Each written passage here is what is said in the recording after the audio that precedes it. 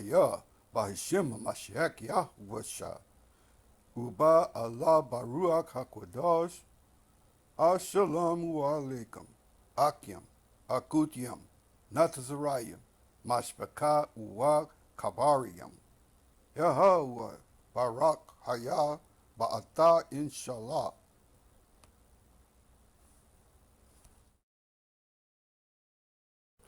Welcome, brothers and sisters, to another production of Edification. I am your host, Ahchwathy Bar Yasha Allah. It's been a while since you all have seen my face and I've heard from you all, but I'm back now with another one.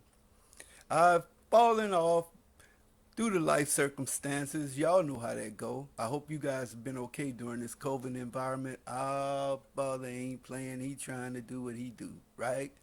Right. Um, But I didn't stop teaching. I went back to one of my old social media platforms called blackplanet.com. Planet. Anyway, I went back to that old platform and I've been hanging out there teaching and sharing knowledge and a little bit of what I know and trying to open the eyes of some people. Man, they still got people out there with that Greco-Roman face out there, man. That upsets my nerves. But anyway, I've gotten over a lot of things, and here I am. This is a 2-year program that's been in the making, but now some stuff has been working, and here we go. I'm about to pop off with my own.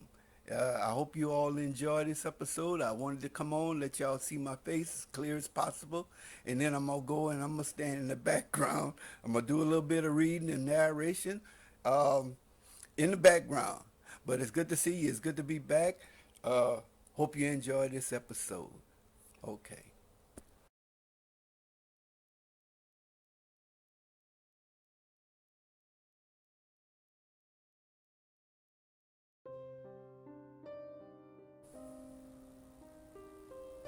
In this episode, we're looking into the dark secrets of the sporting world as we know it today, what these games are really all about, and why the names of these games are even called ball games. The same ancient evils of yesterday's past are the same evils of today's present, but hopefully not tomorrow's future. The word of Yah is true. There is nothing new under the sun.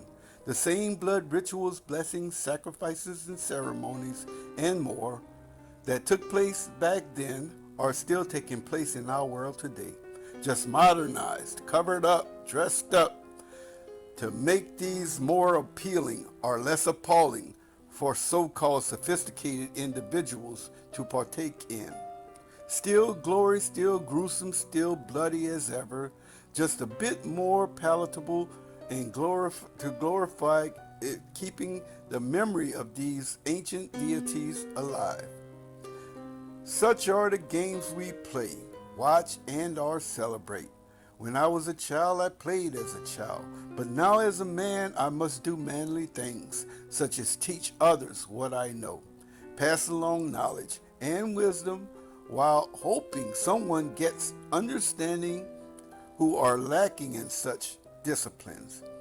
I will try not to be judgmental, only instead try my best to bring out the truth about what we are doing and allow the viewing audience to make their own determinations about continued support of or to begin boycotting these games and these deities, El, Baal, and Easter. Many will say, if I was back in those days, then I would not have attended any ritual sacrifices of babies on hot altars to the image of Baal, but then go right to these games, these Baal games, which promote the memory of these other deities, or attend sacrifices of babies at Planned Parenthood centers, or on ball fields, or on the killing fields of Baal, inside the armies of Baal, Baal arenas, Baal stadiums, Baal courts, and even feast to balls and in ballrooms. Ballrooms, ballerinas, bells, they are what they are. You can remain in denial if you want. It's your free choice, your free will to make. But a person cannot change bad behavior if they do not understand or know that their behavior or practices are bad to begin with. We often tell our people, wake up. But do we really know what to tell them to wake up from? There is where I feel I am most effective when I step in and make these entire video productions just to illustrate or maybe bring out one little small point. Not always effectively, apparently, because many do get lost or overlook the focus of the message, right? However, my video programs are always, most of the time, mostly awareness training to bring about that awareness and understanding of the modern day rituals, sacrifices, and ceremonies we participate in every day. Not knowing the wickedness or the evils they originate from. And if we do not know, how can we even change or attempt to make a change or get out of our unrighteousness or personal sin? Especially knowing this. Oh, yeah. It, to him, ignorance is no excuse. After he sent out many brave soldiers to warn his people, our nation, to repent. He sees what he sees. Ain't no doubt about that. He hates the evils we do and are participate in, whether in ignorance or openly, willingly or in agreement with. I wanted to show my face, and I've done so once again.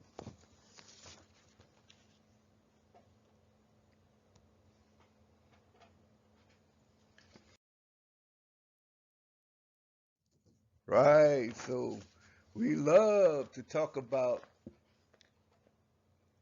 go around talking about people, the greatest of all times. We'll talk about people as the GOAT, like Tom Brady, Michael Jordan, Hank Aaron, and so on. But do we really know what we're talking about? Who or what is the GOAT? Huh? These people, this nation, have not forgotten their gods.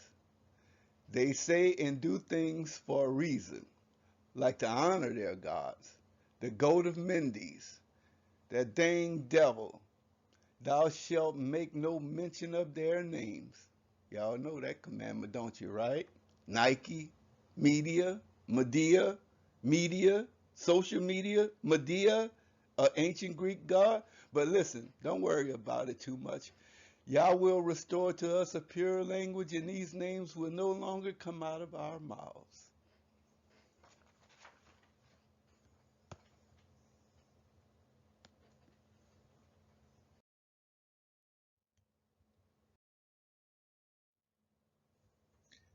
Yeah, do we ever think about how much sacrifice these guys are actually making, and how much do they pay? How much are the owners paying? How much is the organization paying to help them rehabilitate themselves after sports injuries? Do we think about it? Do we even want to think about it? These teams united is what we need to regain. Group economics, we don't seem to possess, and there are apparently systems set up to take down anyone trying to practice these themes. Group economics and getting together. Gather yourselves together, O Jacob, gather ye together. We suffer because of people that look like us, who is established witches, and that was with the W, by the way, and are against us. Hathor the bull, or ball. Hathor, the golden ram. They picked that up while they was in Egypt. You see it there on Wall Street. But do you know it's associated? It wasn't called Yahweh, Lord. They actually was saying, these are our balls. This is our ball.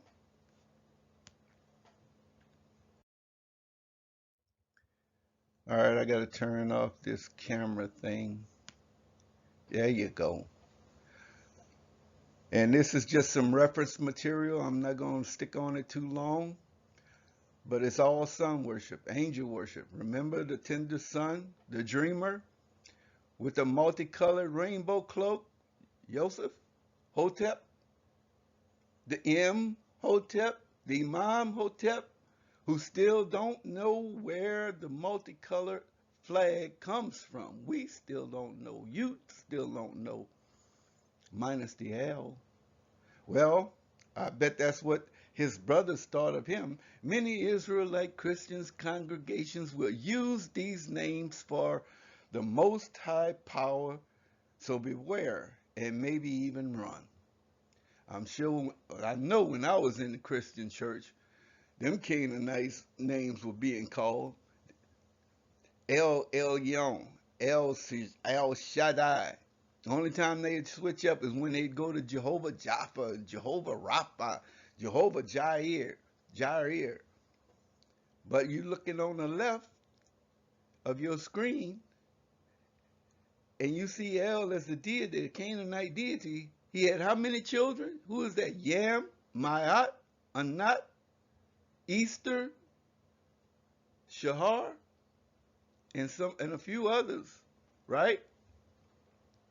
See it for yourself. That's why I presented it to you.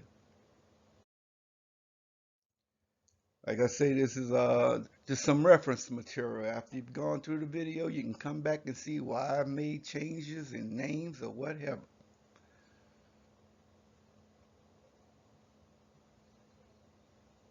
Okay, you can see a lot and read a lot of this for yourself. Asherah is actually come from Ishtar, but it's actually pronounced Estar.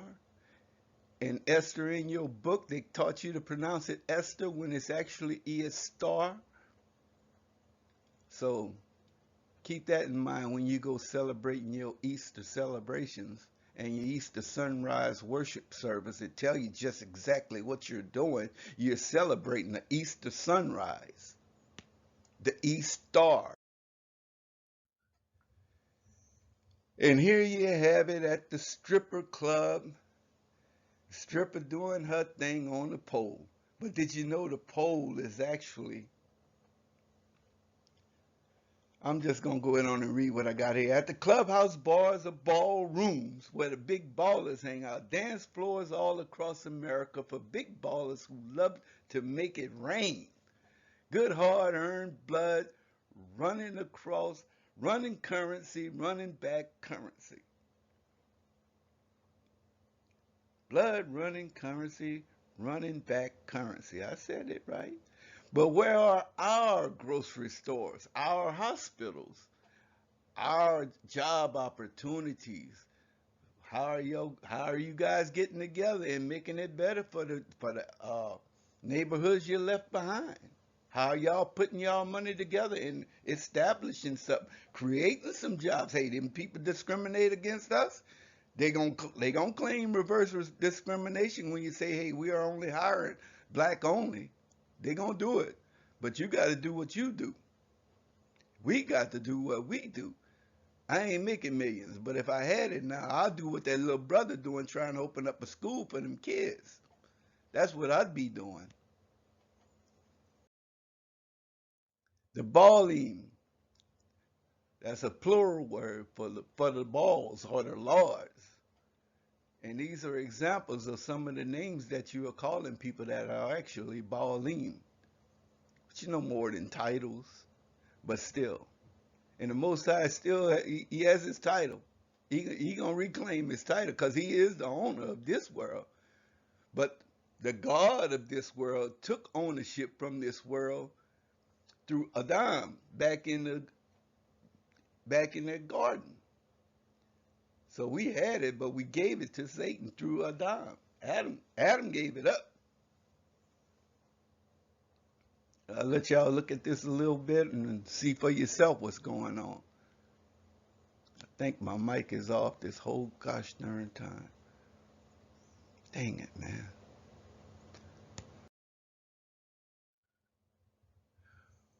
Why is there even a need for a name when there is only one who cannot be compared to anyone else? We need names to distinguish ourselves one from another. So does the Most High really need a name? An appellation? He won't do you. He has many names, but he only has, maybe he has an appellation, but do we need one? We don't know. All we have is bawling. How embarrassing to even ask, what's your name? What do you mean? I am that I am. I don't need a name. I exist. Ain't nothing, no one you can compare me to. That's what he's saying.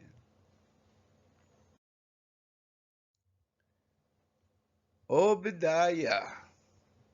You're going to hear me call him Obadiah or the Bay of Yah, or what it actually means. Obadiah is the servant of Yah.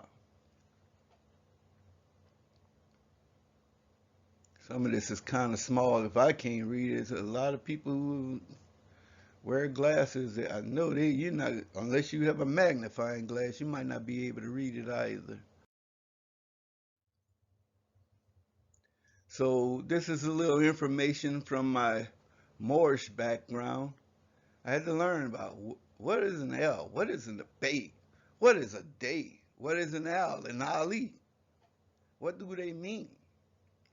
So a Bay means ruler or landlord or what is that? Yeah, landlord, enforcer, or officer. But what they left off that I saw in another one was governor. And you come to find out Obadiah was the governor of Ahab's house.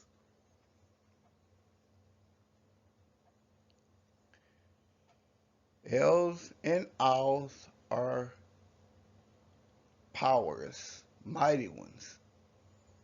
And here they look at it as ill being the male version of it, and owl, al being the female goddess type. So all the ladies would get like an owl attached, or not necessarily. No, not necessarily, because it's just not necessarily so. I was about to make a serious mistake there. The eyes of Baal, Jezebel, Jezebel. But see, I study from the Hebrew, and I look at that word, and I say, we get into it a little later.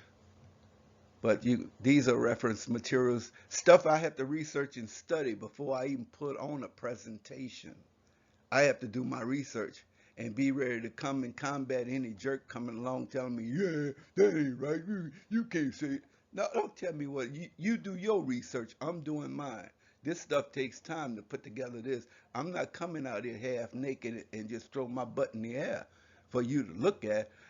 I'm coming with research material. I'm coming with stuff I can back up what I'm saying. I ain't just putting together a bunch of stuff and I ain't did no research on it. So you better believe that. Best believe that. You come my way with some crap and you don't come correct, I got something for you. Yeah. So now we're about to get into the games. What they thought was going to be a game.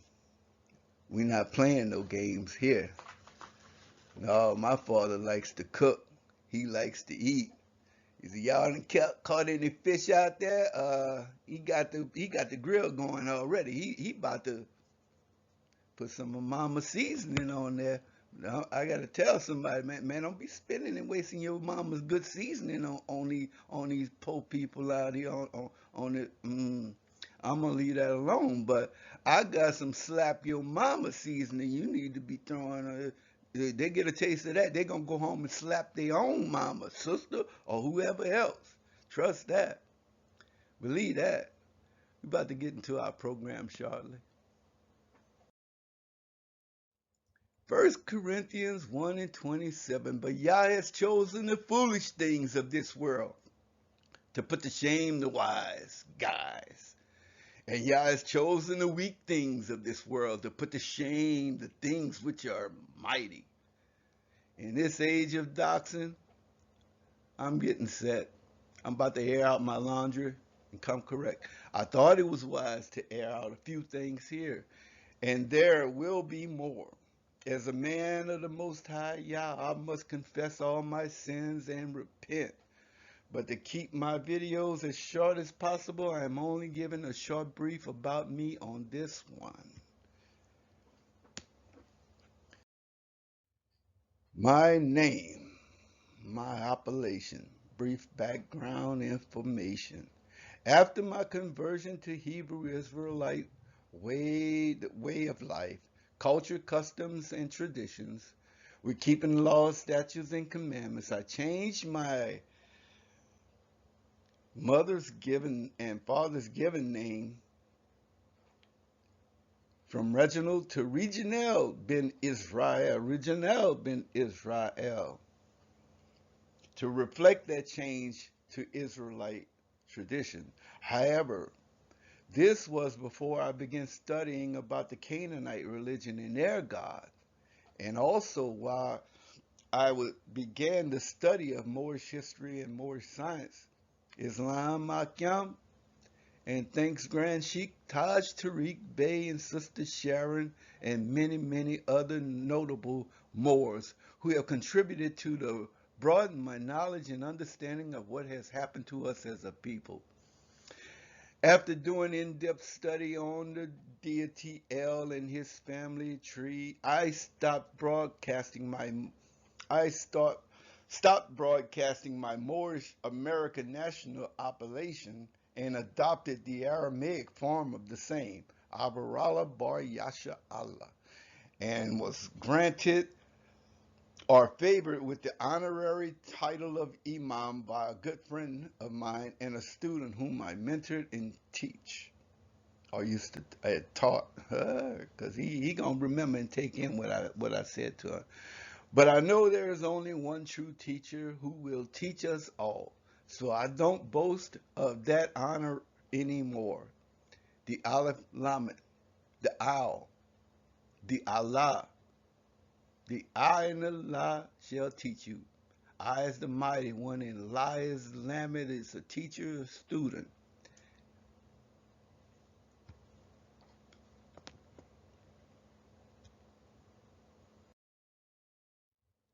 This is a caution, this is a warning. This film was rated R, restricted. Under 17 requires accompanying parent or adult. Strong horror, violence, thematic elements, images of terror, intense situations of peril, strong sexual content, and strong adult language might be used. So you got any children under 17, you want to let them hear it, let them hear it. I ain't going to do too much cussing, I hope. But some of the words I use are considered cuss words. So I don't know. Cuss, curse, I don't know. But I'm about to go in and I might use some language. I might slip. I'm not accustomed to using foul language. I try to do better, but it appears y'all like to see that kind of stuff. So it may be offensive to this video may be offensive to some of the following individuals. Christians. I speak against this religion with a passion and it's preached. And as it is preached. And if I slip and use the B word, I want you to think about this. Matthew 15 and 26. He said to her, it is not good, not meet to take the children's bread and cast it to the dogs. He said this to a woman. He who? Your Jesus, and the brother's name in English is Joshua. Now, this is your Jesus, Yahshua, who was calling this woman a dog. Now, if I call you a dog, what you think I'm saying to you if you're a female? You a woman. You a human being. And I call you a dog? But no, it's okay for him to call you a dog. But if I turn around and use the language that we use today to talk about a female dog, that's offensive. The B word is offensive. It's the same thing. I don't understand where y'all get off from and what make y'all think the Most High is anything nice. He ain't nothing nice. He ain't got to use them words, but when you seen the one and you seen the father, you seen the son, you seen the son, you seen the father, huh? Now you think he won't cuss you out and call you something out, call you out your name, or call you because you're acting like a dog. He probably gonna call you a dog. Period. That's how he see you. He see you as a female dog. You out here acting like a female dog. That's what he think about you. That's a dog. That's what he gonna say. What's the difference? If I call a woman a female dog, what am I saying to her? Been over that. So this LGBTQXYZ crew, I respect the people who are respectful. What you do behind closed doors in your bed, that's your business. I don't want to know about it. But now, that's these dangerous spirits. It's them spirits that you possess within you that even got you acting this way. Violent, rapists, violators, immoral, and don't care. It's the push to put this stuff that's going on in your bedroom in my face that I don't appreciate. You're trying to push it for me to accept it. Hey, you do what you do. I'm going to deal with you person to person. Don't try to push that stuff on me, and don't be trying to change me. But y'all see what's going on, man. This stuff getting pushed like crazy. Want people, grown men dressing up in dresses and stuff, huh? What? Who doing that? Not me, huh? I done dealt with one of them spirits when I was a little boy in the bitty basketball league. Dude tried to rape me right at the doggone on side the gym, huh? Man, I elbowed that dude and got the hell out of there and ran back, but I wasn't worrying about going back to the gym the next day. And I don't know what happened. I think my father might have had a talk with him. I think he met up with somebody. That dude see me, he'll walk on the other side of the street. But I'm just saying, that's them spirits, man. And Lot experienced the same thing back in his day. Man, bring them people, man, I'm going to tear down your door. You don't come out here and let me have it. Man, look, take my $2. I got $2 ain't never been touched. Here, come get them. Leave these men alone. Huh? Like y'all don't know. Them Benjamites, what they did to that woman, that her man come back and had cut up in pieces, sent it wild. What? I got to read the story again. 8 different directions. This man, huh? They raped that woman all night long, man. That's that Benjamites, the tribe of Benjamin. Don't act like you don't know. We ain't got that stuff going on in this community to this very day, huh? Try to fool me, bro. I see what's going on. I see what's happening. There are tender men among us in this nation, and there's always been men who are soft and tender. All of them ain't homosexual. All of them ain't LGBTQ. But I'm going to talk about this. I'm going to talk about it. I'm going to air out all my dirty laundry because I got to talk about it. And there ain't nothing you're going to be able to come back on me. Once I air out all myself, I'm going in full steam ahead. So ball players beware. It ain't just the ball players, but this thing talking about you all a little bit. But I'm getting on. I'm all about sharing knowledge about all the stuff that's going on. You understand?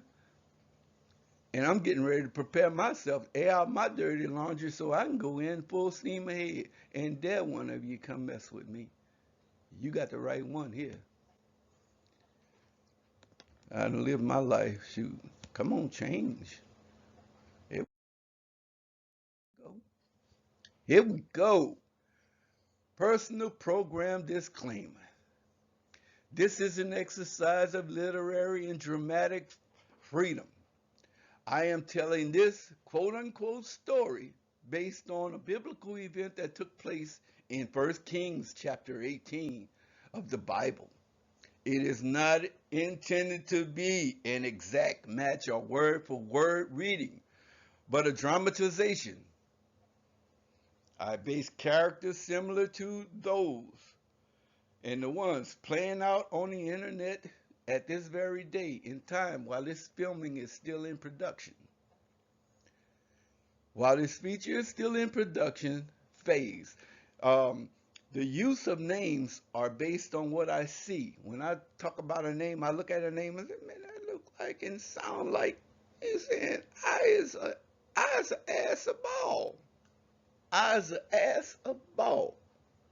Hmm. I see, or the meaning of the sound thereof, and or my personal discretion. These things I'm putting out ain't yours. I'm telling a story. You can like it or not, or whatever, for whatever reason, but do expect retaliation or harsh clapback if you do not come correct with references to show where I've gone off or where I'm off. This is a story, but the principles, the morals, and the consequences are still the same, whether you believe they are myths, truths, or not. That's for you. My beliefs are for me and those who believe like me. This video version is for entertainment and education purposes. I won't say only because there's other purposes there. It's R-rated. Language used may be appropriate or inappropriate for younger audiences. Caution, you might want to remove the children before we proceed or before proceeding.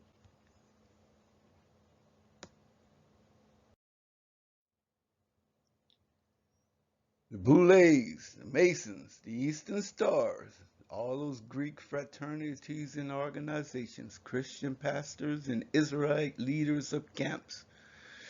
Whew, man, huh? You've seen them. I'm gonna let y'all read it if you can see it. I don't know. You might not. Some people might not be able to see it.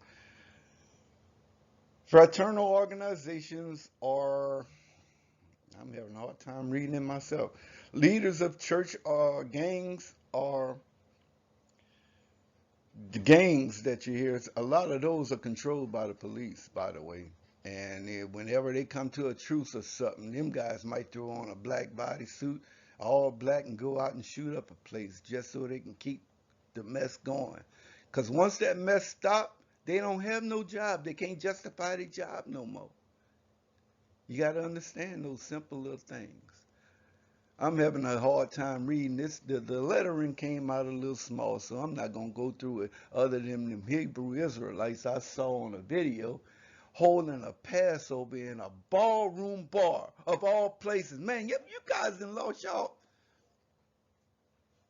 I think you people done lost y'all freaking mind. I tell y'all, they are part of that ABC group, man. There ain't nobody who ain't been infiltrated back in that day. When the Honorable Elijah Muhammad and Noble Drew Ali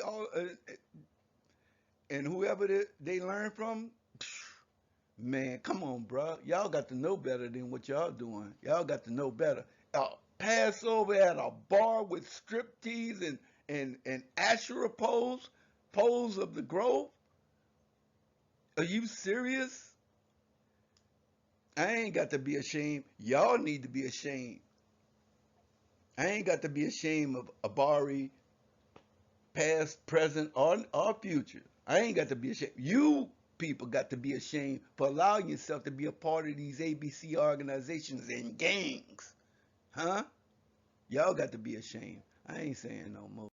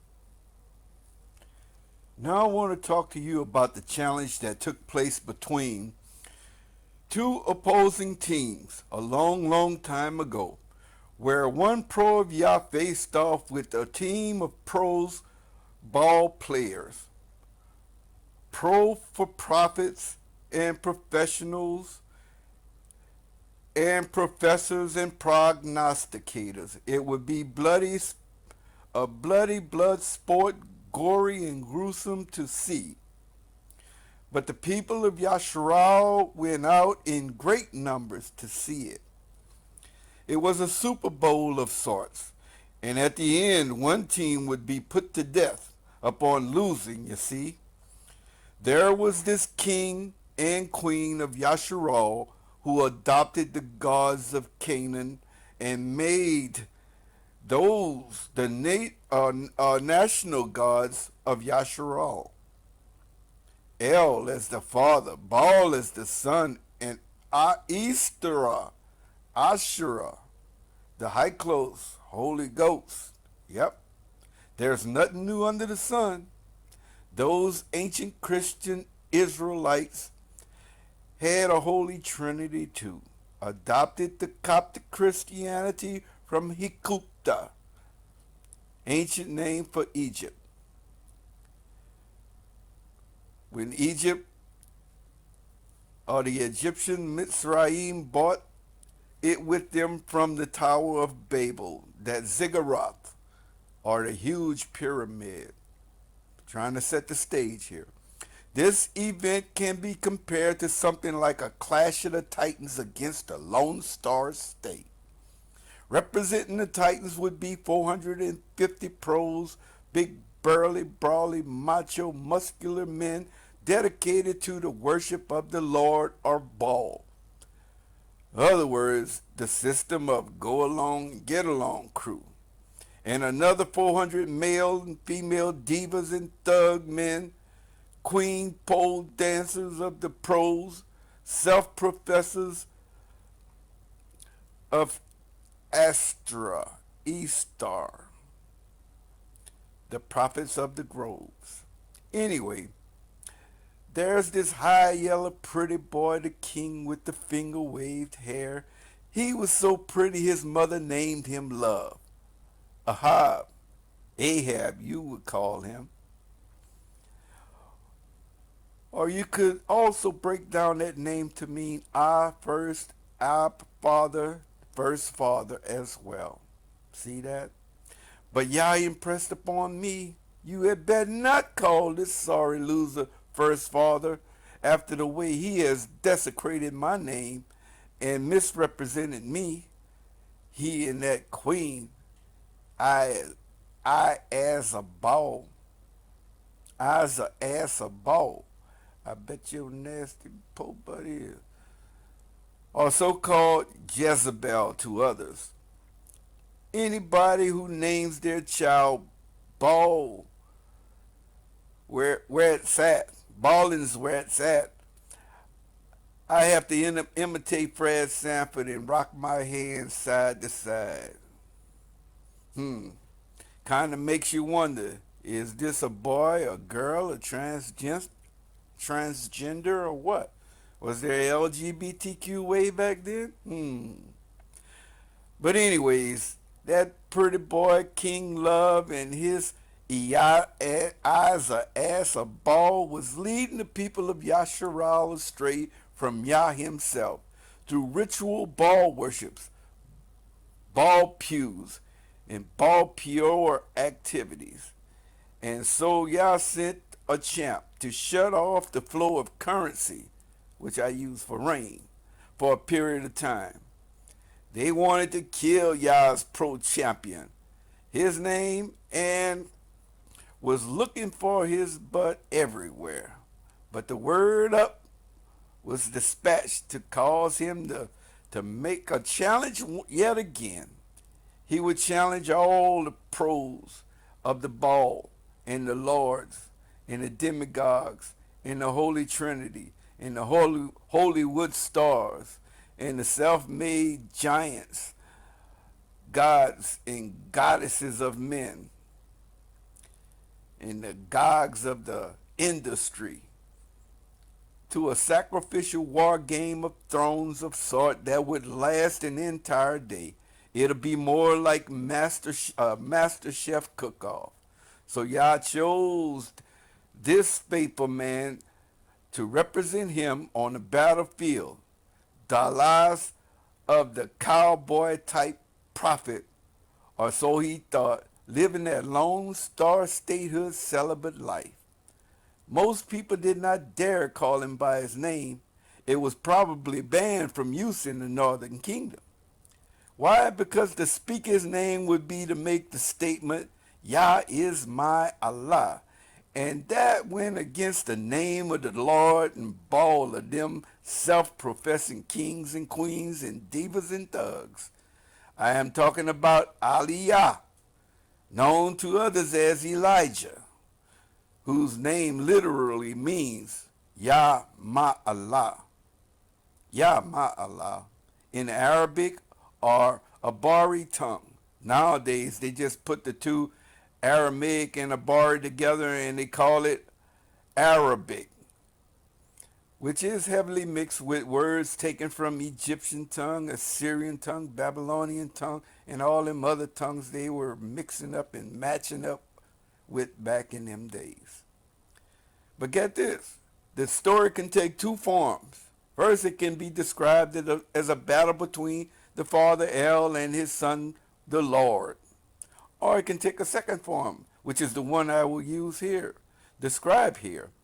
And in all probability, most correct rendering of the battle between Satan the devil, who is being called El, represented by his son Baal. And there is where your elite societies come from. Elite. And they don't like poor people in their rich societies or their communities or neighborhoods. When you understand that, you understand why you're being attacked. Yah's identity as Baal, Lord of this world, was taken from Adam. Adam, first, Dam, blood, first blood, was given to the devil in the Garden of Eden. Against the Most High Yah, who's against him? Hashatan actually and literally means adversary, opposer, and he opposes everything that the Most High presents. And he tries to present himself as the Most High and has done so and tricked the world into believing that he is the Most High, but he's just God of this world temporarily. Against the Most High Yah, the creator of all worlds. But you know, Kuwami Lenardeu, de Muhammad of Ali, of Yama Allah, he's looked at as a dirty, filthy fella, poor low life to them there colored people who colored themselves black folk, rich Israelites. The prices and pricelesses of Bel Air. I ain't say princes and princesses, they price and pricelesses. Elites. El meaning the Most High God of this world, and ites actually mean the people. So the people of El. Anytime you hear somebody calling themselves, we the elite, we the all powerful, they are the El people. They are people of El, this God of this world. That's their Most High. And they all worship mammary glands of goddesses and gods with lower G. For context purposes, Yah did not babble the language of the people for nothing. He chose a special people that he would keep for himself and gave the others to worship the stars, the sun, and the moon. And there's your first sun trinity or Helios trinity. Read about it, Deuteronomy 4:19. He did not want other families calling upon his separate titles, which means he exists or to exist or existence. But among the children of Yasharal, he gave to them this sacred and holy title that was to remain with them that he exists. Yahweh. That's what Yahweh, shortened to Yah in Psalm 68 and 4, means. Literally means he exists or existence. Because when he led and brought Yasharal out of the land of bondage, out of Egypt, out of Ahchwathy, into the whatchamacallit, the wilderness, or the place of forgetfulness, they could not seem to remember his phrase nomenclature. The people ended up forcing poor brother Aharon to fashion them a golden calf, just like the one they had worshipped in Ahchwathy, in Coptic Christianity in Ahchwathy, marking a place for themselves to gather and have sex parties and exchange money or currency and make sales just like a Wall Street in the desert. A practice they picked up while in Ahchwathy with the worship of Hathor, the golden gay calf of the feminine sexy build but exuding king's bull horns energy on top of her head. They called it the Lord, meaning Baal, or the owner, and not Yahweh, like some would like to persist on and continue to insist upon. So while telling this story, I will be using Aramaic names, forms, and English versions, and many different forms of names, appellations, titles, so people can hopefully get a fuller understanding of what is or was really going on back then. Using meanings of names gives a clearer understanding, such as to prevent confusion. Like, why would Elijah, be fighting against the prophets of El when El is a part of his names? Makes no sense. Against Baal, his son? He and the Father are one, so they say. But we have seen El had many sons and daughters. Then you will see for yourself. Now you see for yourself, maybe, hopefully, how you have really been tricked into calling upon the name of the devil whenever you call out on the name of the Lord. The Satan, serpent of old, the old trickster, the devil, who is the Lord Baal of this world, but not the creator of all things. In case I've forgotten to mention it, we in America live in a Baal worshiping society, so does most of the Western world as well.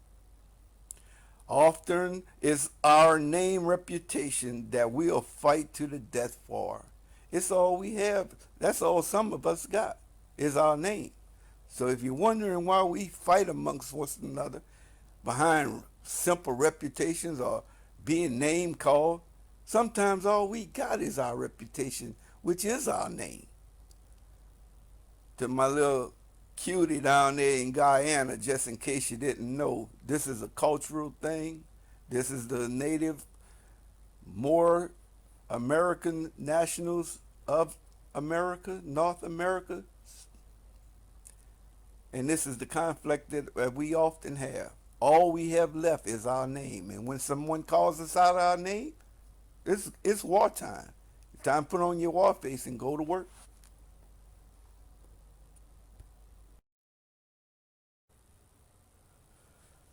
1 Kings 18. You got your Bibles? Pull them out. 1 Kings, verse 18. 1 King 18, chapter 18, verse 1. Now what had happened was, after many days of drought, the word of Yah came walking from out of nowhere to visit Yama'Allah in the 3rd year of no currency flow, saying, Ali, get your butt up, son.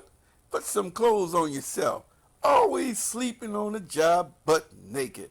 Hurry up, because I need you to go and show yourself to love in person, face to face, mano y mano, comprende?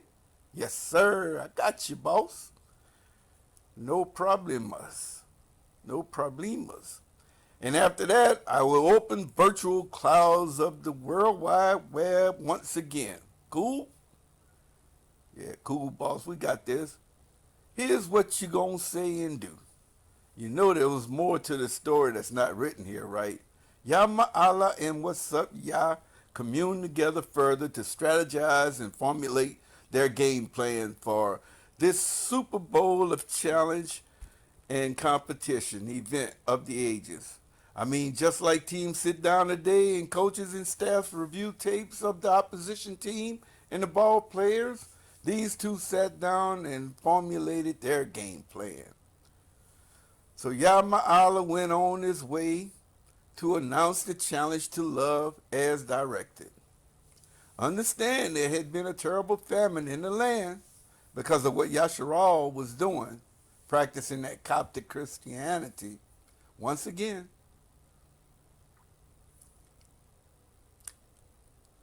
the word had previously directed the champ to stop the flow of currency from raining in them good old boys' ballrooms and bathroom clubs and clubhouses and stuff like that. You dig? Them thugs and divas' pockets dried up, ballroom bars got shook, and those grazing on the good old boys' cruise started drying up too. That she-male queen got ticked off, and love got angry as a bee and started searching for Yama'ala everywhere and killing all the young pros from the ghettos and hoods and wards, especially them young cats and dogs who began to get opportunities in their elite leagues. 3. So pretty yellow love with the finger roll wavy hair called Yah Obey the governor of his house. Obey feared with trembling, word up Yah.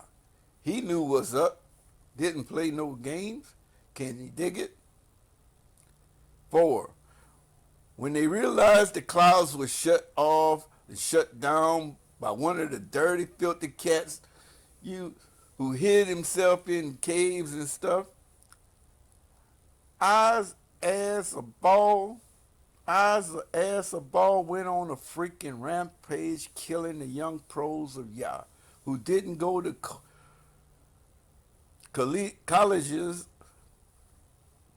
with orientation to ballism or join in with any of the old local frack houses. That's when Obey, fearing the rage of the word was up more, took 100 young pros by groups of 50 cents, 2 quarters each, and hid them in the caves of Korean soap, and fed them with bread and 9.0 pH crystal clear spring cloud currency. That's still like going to jail, maybe even worse. 5. So yellow boy directed Obey, go into a portion of the land where there might be some bodies of flowing currency that might have grazers feeding growing near them. So they could have some currency to feed on the average work animals in them their pro baller leagues who were dying of thirst for new sources of currency. They needed to try to save a few of them struggling channels, bottom dwelling catfish head filter feet. You see, I call them bottom dwelling catfish head filter fish, because they eats of the poor and feeds the rich. Bunch of ass backyards, wards, robbers, and fancy hood wearing thieves. Steal from the poor and give to the rich. That's backwards. So they split up and went separate ways by themselves, the 6, to scout out the land for some grazing feeders near and far. Grazing feeders near and far. Searching for any source of flowing currencies, you dig? 7. So OB was on his way searching when he saw the champ from a distance and recognized him. When they came close enough, Obey fell on his knees and bowed his face in the dirt. That was a traditional sign of respect that you gave to elders and people with higher rankings or degrees above you in those days, or else you might lose your head. Obey asked to be sure, is that you, my champ? 8. And he answered, yes it is. Now get your butt up, my son. with all these booty bandits everywhere around here. Wipe that dirt off your face, man, so I can see your face. Oh, badass OB, that's you, my son? Yes, sir. Is it still with them masons at that hall in the pit? You want to box a few rounds with me, boy? Hell no, I done seen you fight. You don't fight fair. 16 rounds of rope a dope. Ain't my thing no more. Look at here, Mason. My son, I need you to go and tell your Becky boss, pretty yellow, with the wavy hair, the Muhammad Ali of Yamala is here waiting for his butt.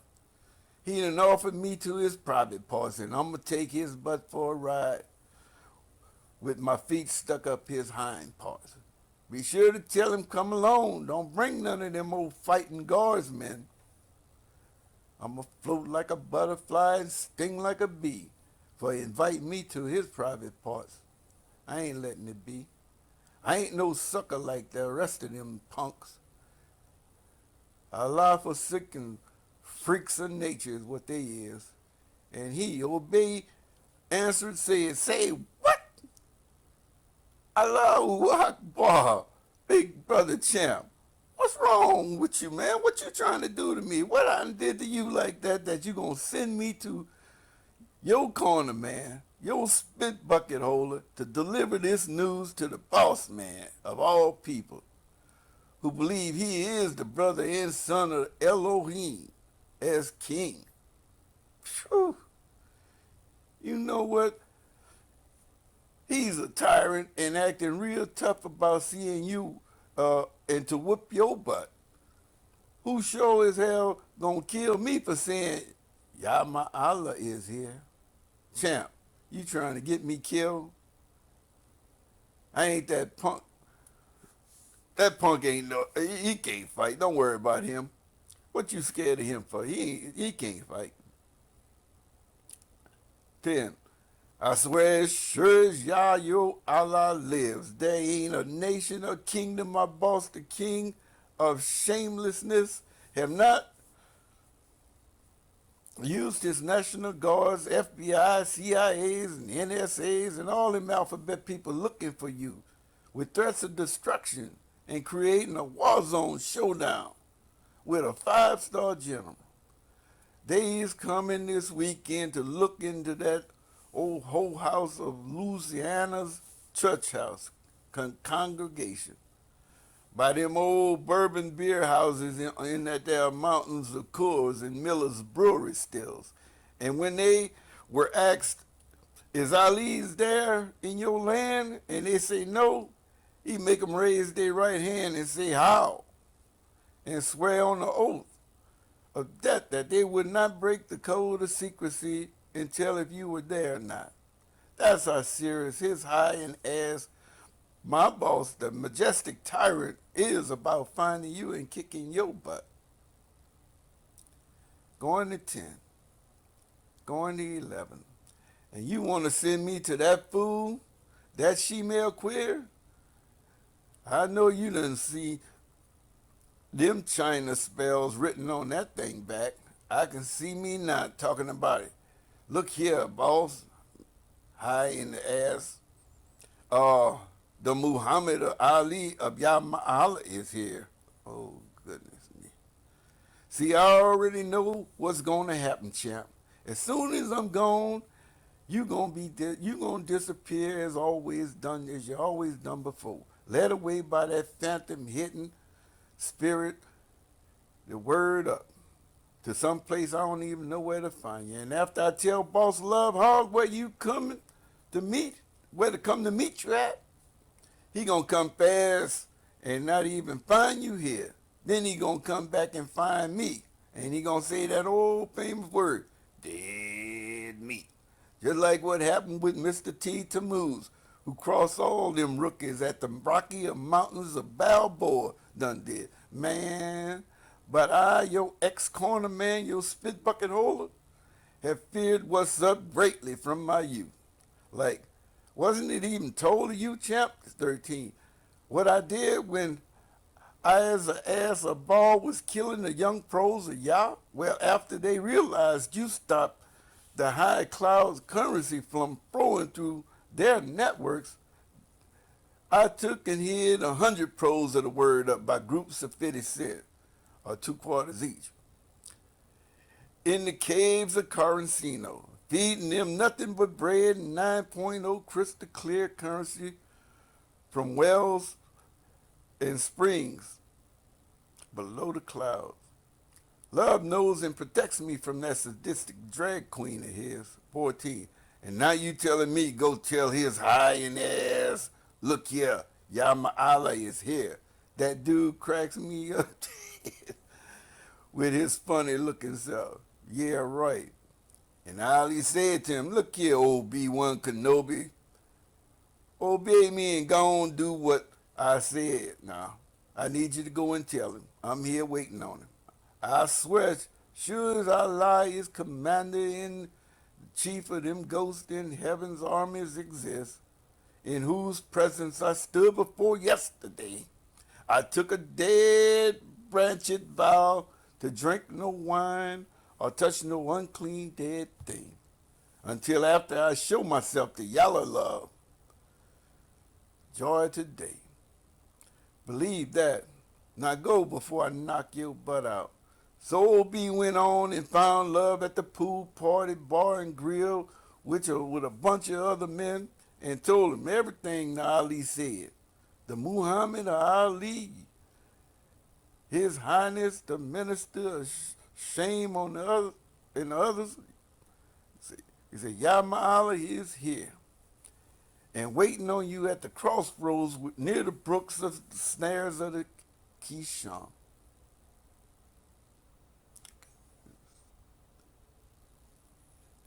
17. Love jumped over a fence, sprained his ankle, but went after Yama Allah anyway, and in a hurry. And when he had found the champ standing there, he asked, is you that big mouth, classless, kiss-ass Clay, with that smart mouth talking all that trash about me? Huh?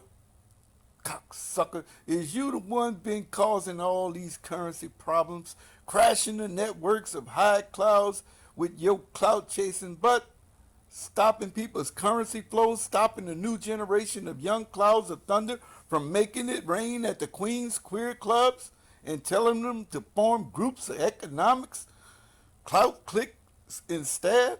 Is you that Naga? All at the expense of my queen ballerinas and nagas and queer pole dancers and freaks and weirdos? You the one advocating for low clout ass non-survival skill opportunity having bottom pole dwelling over in the under the class nagas? Boy, don't you know you is stopping the flow of good dookie degree educated first frat ballers pros from getting them well-deserved positions? Them colleges of analytics studies cost good cash flow even to get in. Is you that fool? Got everything frozen up?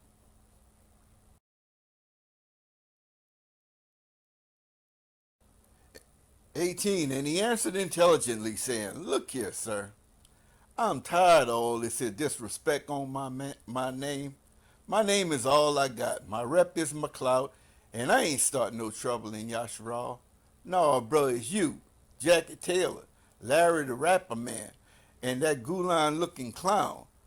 Y'all Zaddy's house who done purred the pet and urinated, along with them go along get alongs, especially them clowns over there at them morning fast break dance clubs, you see.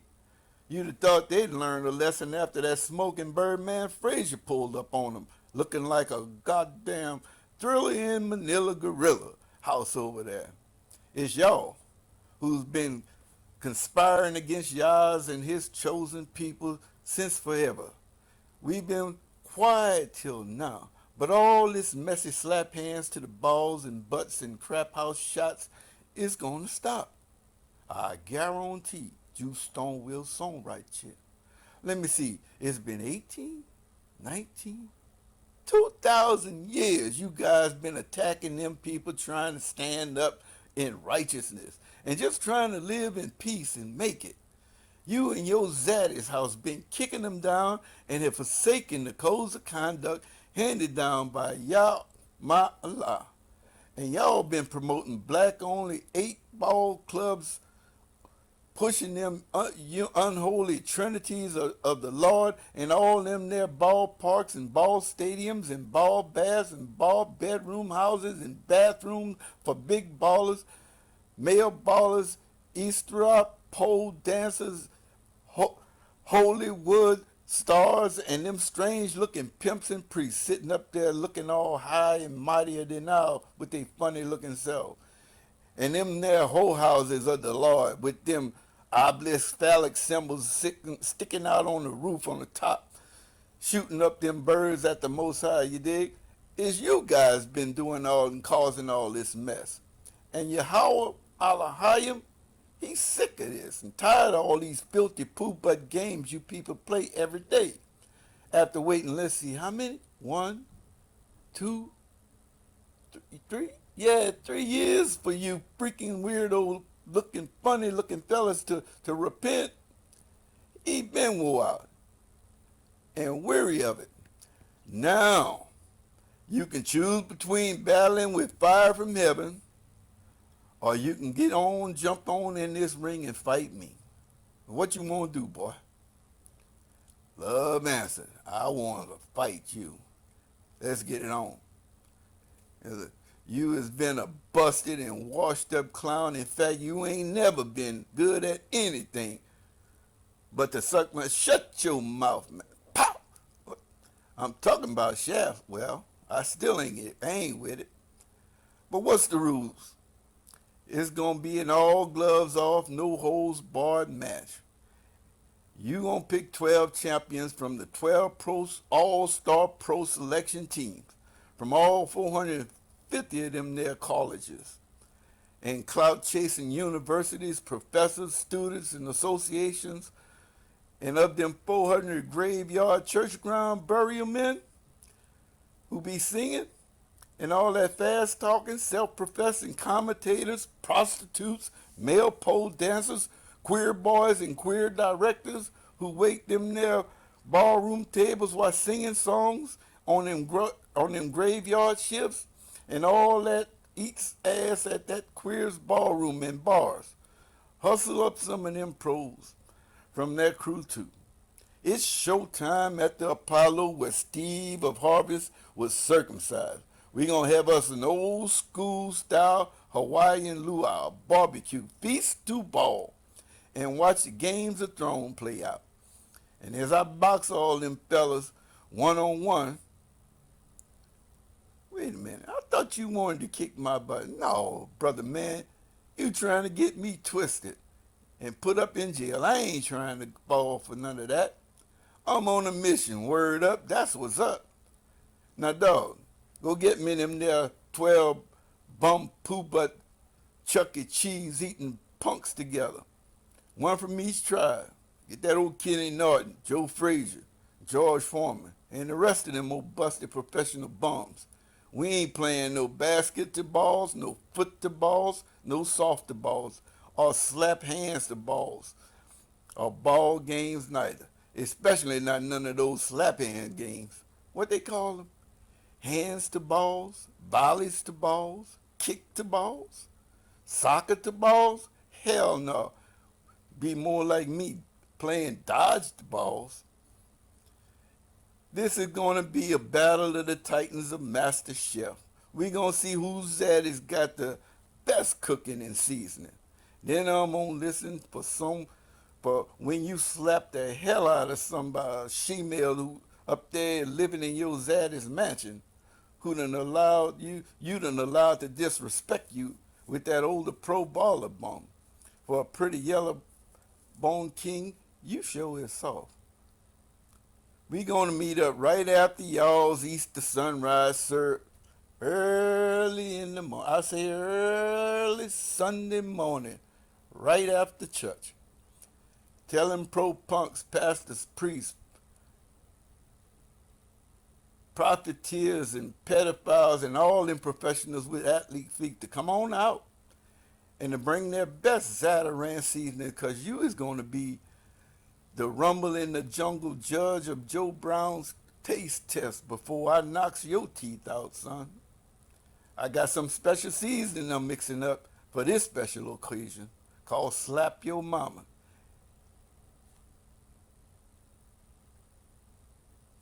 Now, 19. Go ahead, set things up. Gather all the people to the word. He shall rule as Allah in this land after Sunday's Master Chef cook-off. And we're going to massacre every last one of them 850 pros of that eastern star that sits in the east and sits on the best, who eats at eyes or ass or balls table at them there Chinaman people's place called the Church's Ball Pews Hole Chicken. Church's Ball Pew Holes Chicken Place. The one where the stink fertilizer plant used to be. Yeah, that one. Uptown in the Valley of Holy Groves. Not the Lost Vegans. Yeah, the one over there. Old gnarly Bourbon Rock Road with that swinging pale skin harlot on top. Oh, do me one favor, because I know Joe is sure going to be picked. Let him be the last chef I fight. I've been thinking about retirement lately. That old smokeless grill, his big wimpy burger with whipped cream cheese eating bubble busted butt is bound to be overheat by the time I get to him. But I'm going to burn him out in the heat of high noon. He ain't used to fighting outdoors. No cooking electric to-go gorilla big dummy. We calling for fire to come from the sky. Biggest clout chaser ever to exist. Norton already done broke my jawbone, so I want to take him on in the early rounds. Take him out real quick, because I'm hungry. I want to eat something. Guaranteed. Ooh-wee. Verse 20. Love went away angry and gathered the children, spreading the word, saying, "What's up?" He shall rule his power and gathered all the pros among them together in the mountains, valleys, and ranges of cars and malls. The next day, after Easter sunrise service, they set up tents, picnic tables, iced up some cold Corona beers, some Coors Lights, got ready for the big Master Chef feast of ball. 21. Then champ Muhammad of Ali, Yama Allah, showed up and spoke like a bighorn. How long is you people going to argue amongst one another and tear each other down? You all been acting like crabs in a barrel, pinching butts forever. As soon as one of these young ballers from the hood breaks free from the system of oppression through balling, here come one of you old school crabs out of the ballrooms, drunk as a skunk, high on crack, speaking with a lisp, working for them there people running them policy houses as gatekeepers of the crib, to pull them Akim right back down into the gutters of society, right back into y'all's golden calf of shit'em, money, and titty title worship. If balling is where it's at, then we gonna serve ball. But if y'all be the Allah found in Yasha Allah, then we gonna serve and sing and shout hallelujah, hallelujah, glory, glory, hallelujah. With all that he said, he stopped their mouths from talking smack and sucking the shut your mouth. I was gonna say crack pipe. Well, we can dig it. 22. Then said the champ to the people, I am the greatest. I am the greatest of all time. I can't be beat. And I stood alone by myself. But there are 450 of you pro ballers of the Lord standing against me. Since 23. Since I am outnumbered, let them pay for everything. Let's see. There's going to be 2,000 Rams. Young Rams, first round USDA draft picks from the flocks of the highest school brands of the young lambs of the roast for the roasting. Be sure he is without spot or blemish. Then quarter him up into pieces among the older bulls and lay it over their wood-burning grills. They can use smoked chicory or spicy hickory or maple wood, whatever they like. Just don't start no fire to cook it just yet. And I would dress mine and place it on the burner pits too. And I would not light the fire, any fire until it. Okay, y'all ready? Fair enough? Mumbling from the peanut gallery, this big busted dummy can't cook nothing to save his boxing career. Yo, bruh, look here. How in the hell you expect us to cook all and we can't start no fire? Well, sirs, you're gonna have to call on your zaddies, the lords, the cotton baskets of bowls and balls and Final Fours and Rose Bowls and footballs and baseballs and all them execs there.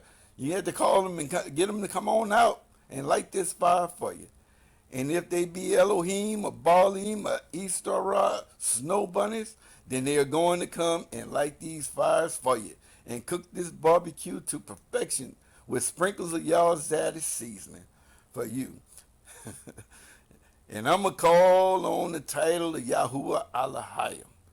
And the power who lights the fires first before the 12th round of boxing wins.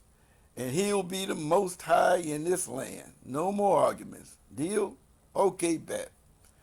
When it's all over, love, I'm going to beat your butt and knock your tooth out.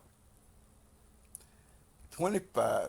Then Ali Yah said to the all-star pro ballers wannabes, you fellas over there pick first round draft choice now. Clock is running. Go ahead, dress it how you like it. You all have honors since you all outnumber and are so much better than me. Call the pale cellular phonies of your lords. Call on the pale cellular phonies of your lords and Elohim first. Don't lie and sneak there and light no fire under there now. And we have judges, kings, and queers watching. 26. And they did so and began to call on the phonies of their lords from the morning till high noon. They called on their Lord Jesus. Oh, Lord Jesus, hear I cry unto thee, oh Lord. Put to shame this busted black po-ass hood rat Islamic demon. Oh, Lord Jesus, deliver us from this non-balling heathen. He can't play ball, he can't block, he can't shoot, he can't dribble. He's an embarrassment to us, shaming us. Lord, please help us, hurry. Hurry and help us. Come and deliver us. And set some fire under this fire. Light this wood and then set some fire on his butt. Yeah. And meanwhile, as they were calling on their lords and gods, mud-sucking post-cronies, beasts of the field, where they're still dying in the street, as in a slaughterhouse, and all that screaming and yelling and shouting and falling out, and all of them speaking in tongues and strong prayers, prostrate on the floors of the threshing floors in the middle of the street, begging and pleading policy enforcers who work for the state as paid hitmen and expected generals, putting the poorest lambs which had been starving for too long in the famine and drought of their miseries, out of their miseries. But still there was no reply, and they zaddies, no one answered their calls. What's up? 27. Let's see, it's been about what, 18, 19, 20 hours since I met with the word. And at the high noonday, Aliyah Yah began to mock him, and with much laughter, and he began to play the dozens, ribbing them and ranking on them. I ain't no internet clout chasing you fools. I ain't see no Superman show up for you. I ain't see no Superman show up for you either. And I'm looking down the road to see if any signs of any fire trucks is coming to save you today. You burning houses down. You know your zaddies like to play on them there beaches at them Gulf Shore courses. Maybe you can try getting in touch with one of them there clubhouses. Y'all know they got to cut them phones off. They got to be real quiet when they out there on them golf courses, with, chasing around them little itty bitty white balls around. And the whole network of audiences was laughing with Bruh Man and ex-busted pro Ya Allah. Yell louder, he said. Your zaddy been on the main line since forever. He might have fallen asleep on the telephone. What? He still not answering y'all call? Dang. I heard he was out here chasing them little boys, allegedly. I heard, maybe. And maybe he's still on the pursuit. I heard somebody say he took a vacation. He sure as hell don't seem to be answering y'all. Why is that? And it's been a many, many years. Let's see, 1, 2, 3, 400 some odd plus years or more. 2,000. Oh, 2,000. I'm sorry, my bad. Maybe he caught him a little boy and they are up there and sleeping in bed. Wake her butt up, slap hands or something. Cause this here God of y'all's ain't been very quiet for a long time, shoot. And we supposed to win according to y'all, I heard, allegedly, supposedly. 28. And so they call even more players and assistant coaches too. Oh, Lord, Zaddy, almighty, answer our call, please, sir. Forget the GM. Get me the Secretary of Operations. Get me somebody with the organization. Have mercy on us. Lord, please deliver us from this fool. Oh, Jesus, Jesus, Jesus, have mercy. And on us sends us your pure ghost. Policy enforcers, please stop killing us. Pray for us. Buck dance with us for a change so we can get this there fire started. Get rid of this fool. Lock him up.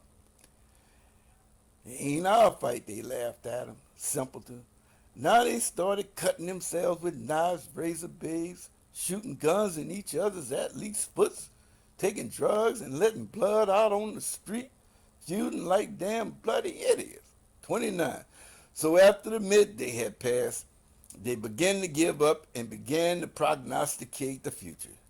Yeah, Naga, you ain't gonna get no fire started either. Your Allah been missing for a long time too. We order you to cease and desist with this foolery and give up. We done heard enough of yo exposing our dirty laundry now. What? After all this time, y'all want me to stop? No, bruh. Nah. Y'all know so much about me. It's high noon time. You guys come on out the closet. You been hiding behind your white dad zaddy so long talking about me and my business all on the internet. Let's see, it's been 1, 2, 3, no, 2,000 years y'all been talking about my name and dragging my name through the dirt. And y'all know fella's name is all he's got. So don't be acting all butthurt now. Exchange, we ain't doing that. All we doing is exchanging cookie recipes, right?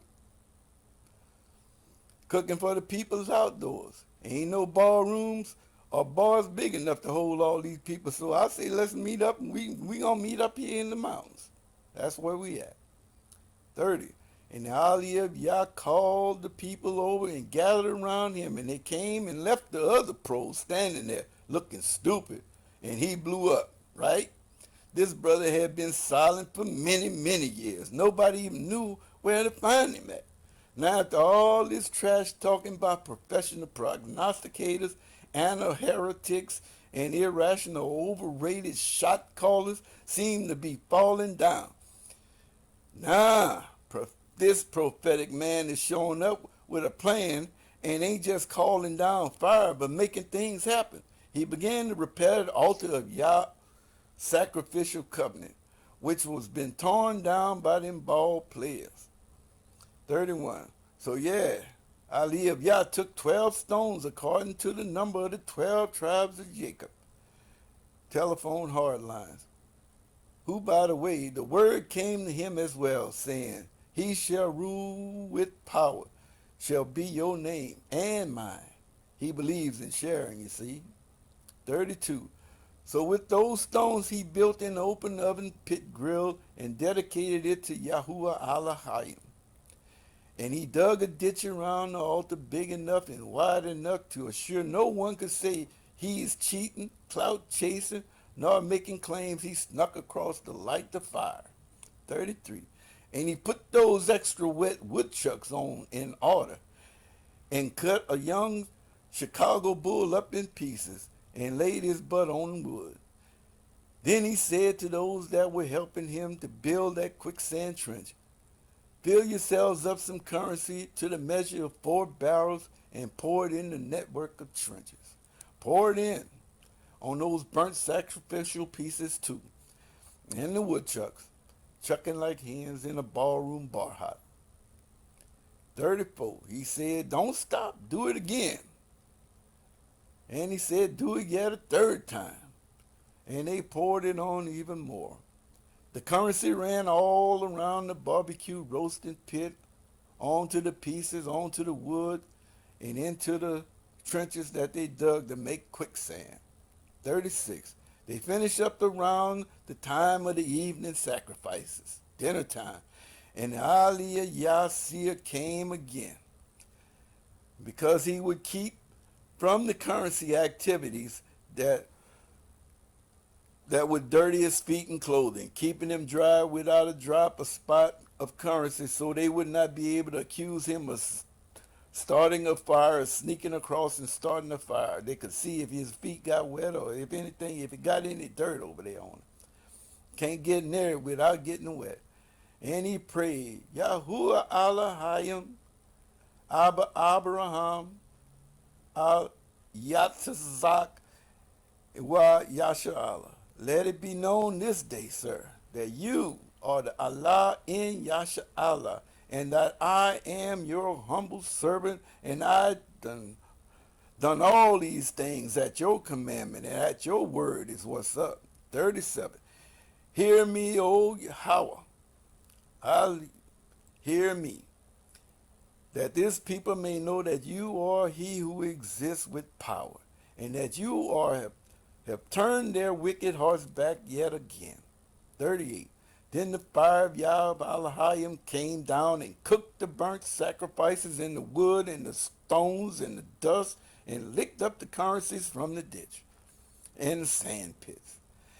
39. And when all the people saw this, they fell on their faces prostrate with their rear in the ass, saying, Glory, glory, hallelujah, glory, glory, hallelujah. 40. And the Aliyah turned to them and said, take all these all-star pro liars of the Lord, and let not a single one of them escape. And they took them, and Aliyah took them all down through that quicksand in professional style to the brook of snares and killed them all right there. They caught themselves in their own snares and snarls and snares and wicked devices, and by the hands of the little people united together as one. 41. And the Ali of Yah compelled love with conviction. Go back up to the sacrificial mountain. Eat and drink, be merry. And hurry up, because we're going to get some currency flowing today. For there is a sound of currency down the road. I can hear it in my ears. You're going to like my...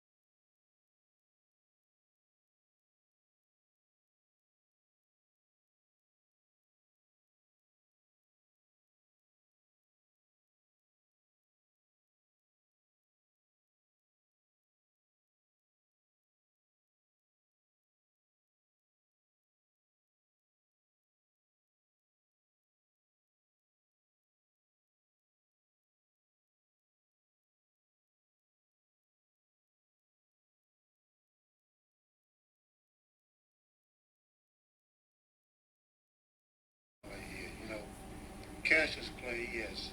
Why you want to say Cassius Clay when Howard Cosell and everybody is calling him Muhammad Ali? Then why you got to be the one of all people whose color to keep saying Cassius Clay? Howard Cosell is not the one who's going to fight you. I am. You making it really hard on yourself now. All right. You keep the thing in the sport angle. Why don't you call me my name, man? Well, what's your name? You told me your name was Cassius Clay a I few years never ago. told you my name was Cassius Clay. My name is Muhammad Ali, and you will announce it right there in the center of that ring after the fight if you don't do it now. For the benefit of this broadcast, him. All right? You just acting just like an old Uncle Tom. Another Floyd Patterson. I'm going to punish you. You ain't got no... Back off of me. Don't call me no Uncle Tom. That's what you are, an Uncle Tom. Why are you going to call me Uncle Tom? I ain't gonna... You heard me. No Just Uncle back Tom. off of me. And so, ladies and Uncle gentlemen, Tom? as the two contestants prepare for battle right now, Back off of me, man. Back off of me, man. another interview has been recorded for posterity as the two gentlemen continue to promote the fight. Perfect, that's it.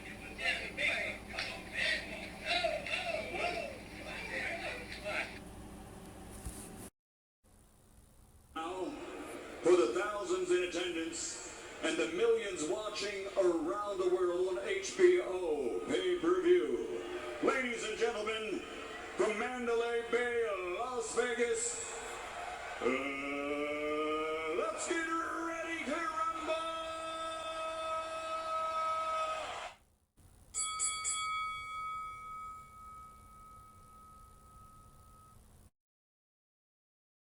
I'm going to punish you.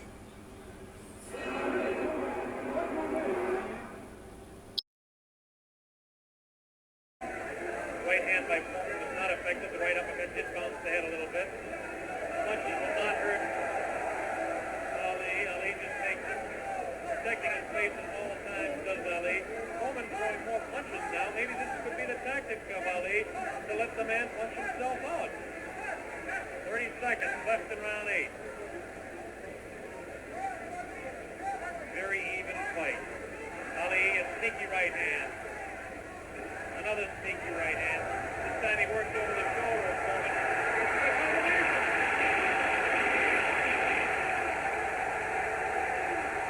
Three, four, five, six. Foreman gets stuck to the knee. 8. That's it. The fight is stopped. Muhammad Ali, dramatic, 8th-round knockout. He knocks out George Foreman. He's done it. Muhammad Ali has done it. The great man has done it.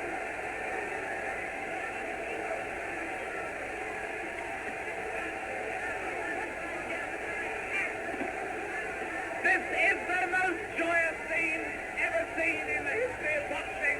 This is an incredible scene. The place is going wild. Muhammad Ali has won. Muhammad Ali has won by a knockdown. By a knockdown. The thing they said was impossible, he's done. What he predicted to me, dear late, he has done absolutely and exactly. Here comes the replay. The scenes in the ring are incredible. Jim, here it is. The greatest fight of his life. Watch it now, watch it closely there. He'd been taking it easy and then suddenly the moment came. Suddenly the moment came. Watch it. And that was no phantom. That was no phantom punch. That was no phantom punch. And he's down and out. This was nothing. However many times you look at that, it's the clearest punch you could see. George Foreman down on the floor. No phantom punch. A punch of real power. He softened his man up. They said Ali didn't have a killer punch. Well, that was it. But my God, he softened his man up. And over there, we've got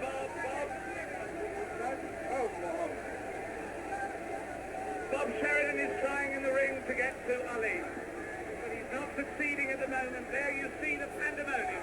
There you see the pandemonium. One of the greatest fights of all time. There you see those are the Zaire version of hard hats there, trying somehow to protect the two fighters. Angelo Dundee predicted it. Angelo said he would knock him out. Angelo came over here and waved at Jim and I. He put his thumb up as if to say, if this was exactly what I Well, predicted. I must make one point. Muhammad Ali has been waving at me, winking at me all night because he knew I thought that George Foreman would knock him out. And he is a friend of mine, so he was saying to me after every round, look at me, big fella, because I'm doing it. Fantastic. Fantastic performance. There you see the two in the ring. I can't see much hope of Bob getting a very deep, coherent interview at this moment. I don't think we're going to be able to talk to Muhammad Ali in depth at the moment. But there you see the scene. The whole place is going wild. The people right at the back of the auditorium, they're on their feet.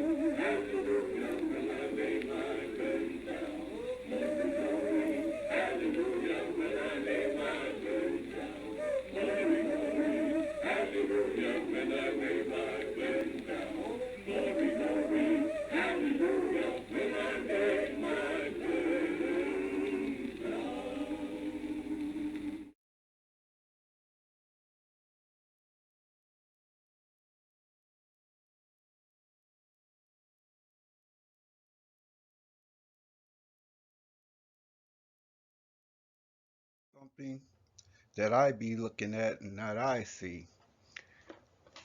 Give me a minute here, or a second, I should say. This lady, this beautiful Egyptian woman right here, this is Hathor, and she is actually represented by this feminine bull here with this little weird looking object right here. And I got thoughts on that, but what I want you to concentrate on is the scepter in her left hand. You can see there's two prongs here at the bottom and something like a mirror here at the top. She's wearing what, gold, maybe copper, or she's barefooted, she's grounded. In her right hand she has an ankh or aki, and it appears she's wearing this on her head, but it actually, when I look closer at it, it's off like on a wall or something, but she could be bouncing it on her head. But I want you to concentrate on this area right here, where the cobra's head is and where the neck extends out and flattens out. It appears to me to be a trigger mechanism. These prongs here, like she can plug that right into the floor. She's got the key in her hand to operate this device. She would plug in the key.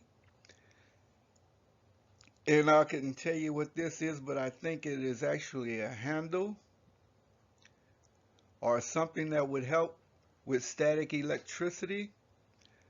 This, I believe, I'm looking at an energy weapon that magnifies the power. When she drives this in the floor and she connects the key of the Ankh into it and she puts this unit on top, that it actually acts like a laser beam or energy weapon or a particle beam, just magnifying the power of the sun maybe 100-fold or 10,000 times its power.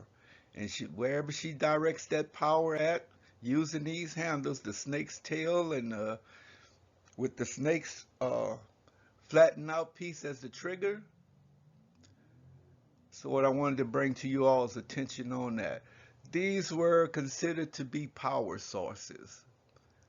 Pyramids, ziggurats, ziggurat, however you pronounce it. I believe that is Horus, her mate. You see this unit here also look like an umbrella. Could be a light. These little coils in here could be a light coil unit or a heater or all three, an electrical source. But she is represented by this bull Hathor, which the Israelites began calling Baal. And that's what I have on this one. So let me see if I can get on over to the next video.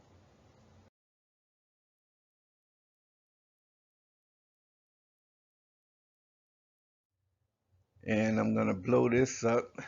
This was supposed to be a part of the original program, so I just leave it for a second and let everybody have a look and get a quick read in. Then I'm going to blow it up.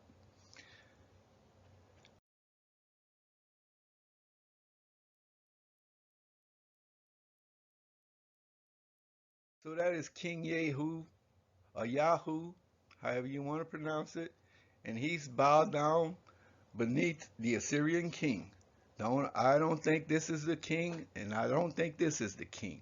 Notice they all have fringes on. But this guy does not have a beard, as far as I can tell.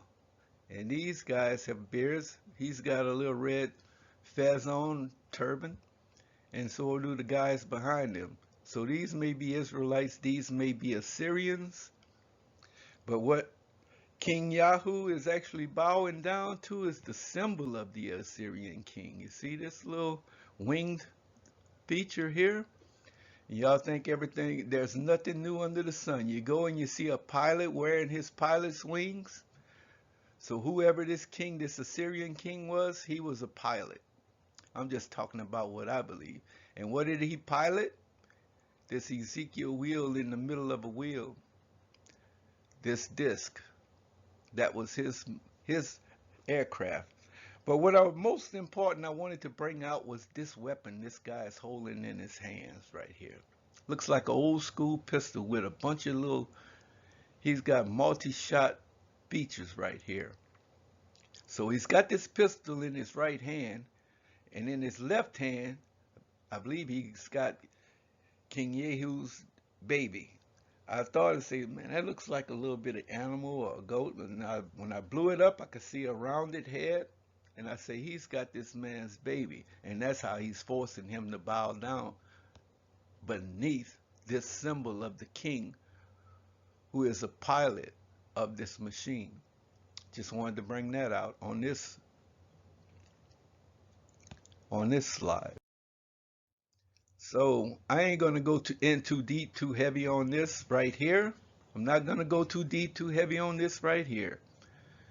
You all can study. If you know you've been studying your Hebrew, then you know how is thee, and the Lord replaced Yud Hey Wav Hey, the Tetragrammaton, over 7,000 times in the Hebrew text by these heathens. Lord actually means Baal, Baal, B-A-A-L, or Bel, or B-A-L-L, or B-A-L, period. And this is the same as this in a reduced form. It's still Yahweh, but we say Yah. And where we get Yahweh from, we just put A's in between the consonants. Yah, Hawa.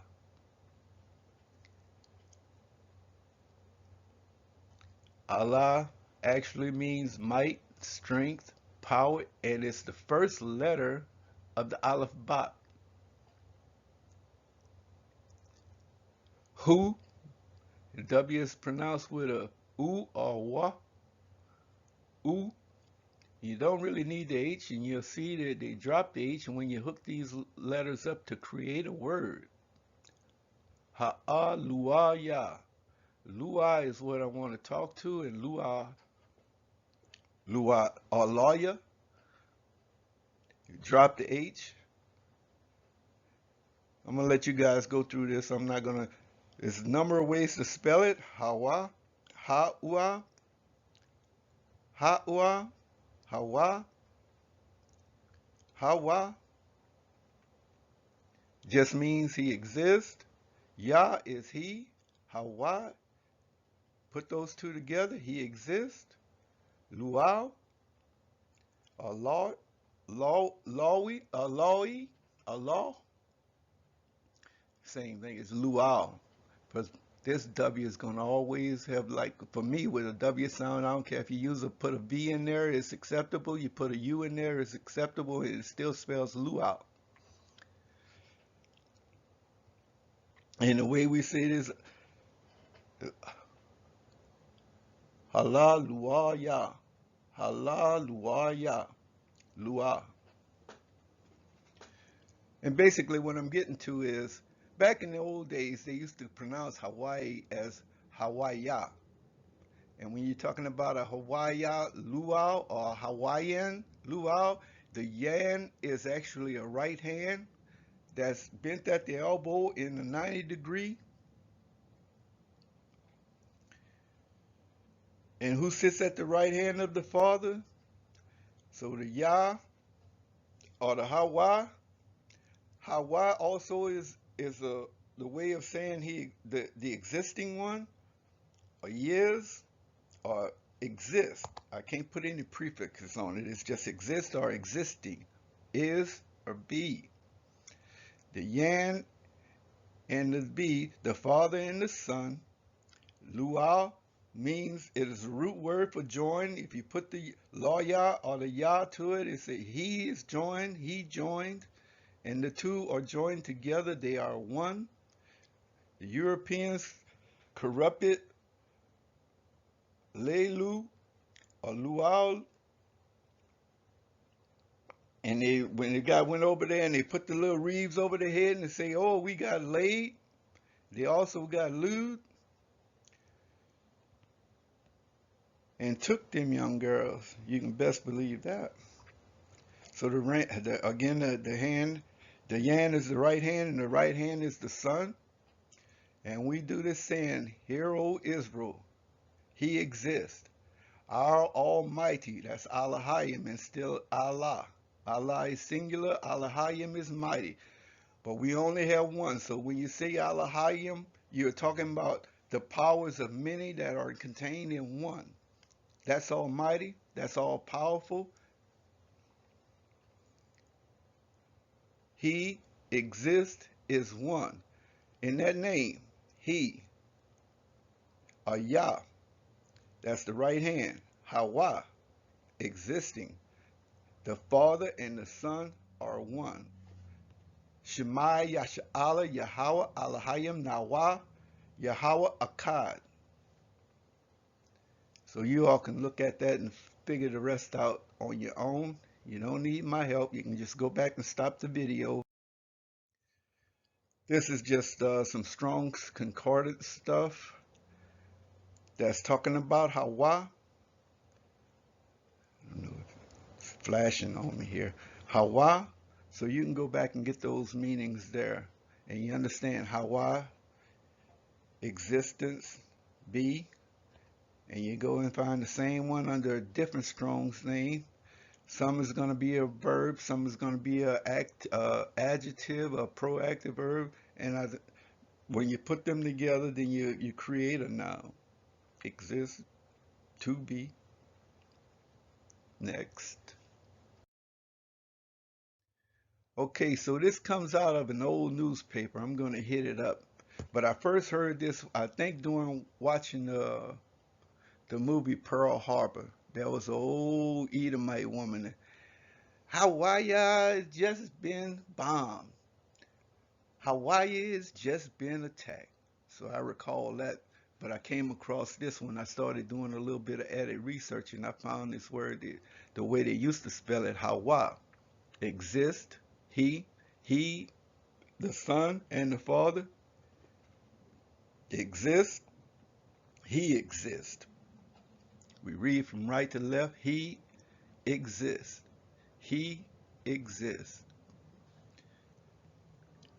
And just to let you know where I found it at, I found it in this.